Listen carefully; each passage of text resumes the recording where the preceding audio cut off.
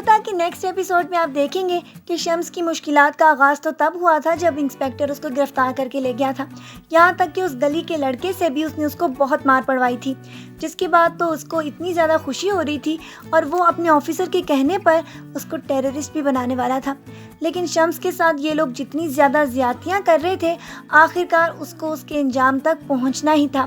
کیونکہ حکیم اس کو گرفتاری کے بعد اس بات کو بہت زیادہ محسوس کر رہا تھا کہ اس کی وجہ سے شمس اتنی زیادہ مشکل میں پڑ چکا ہے، اور شمس کو نکالنے کا صرف یہی طریقہ تھا کہ وہ انسپیکٹر کا پتہ ہی صاف کر دے۔ اس کے لیے اس نے بہت اچھی پلاننگ کی تھی، یہاں تک کہ وہ اس کے پاس رقم لے کر بھی چلا گیا تھا اور اس کی شراب کی گلاس میں اس نے زہر ملا دیا اور اپنی طرف سے مارنے کے بعد وہ کسی نامعلوم منزل کی طرف روانہ ہو گیا تھا۔ لیکن جاتے جاتے انسپیکٹر شمس کی زندگی بھی برباد کرتا چلا گیا۔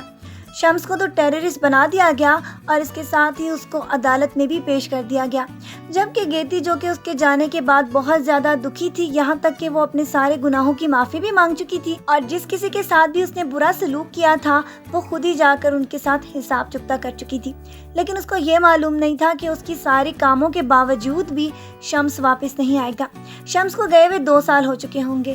گیتی جو کہ اس کو پہلے بہت زیادہ روئی تھی، اب وہ اپنی زندگی میں آہستہ آہستہ واپس لوٹنا شروع ہو چکی تھی، اور یہاں تک کہ وہ ایک بڑی سپر سٹار بھی بن جائے گی، اور اس کے بعد اس کی زندگی میں ایک نیا لڑکا آنے والا ہے جسے دیکھتے ہی وہ پسند کر لے گی اور شمس کی یادوں کو اپنے دل سے کھرچ کر باہر پھینک دے گی۔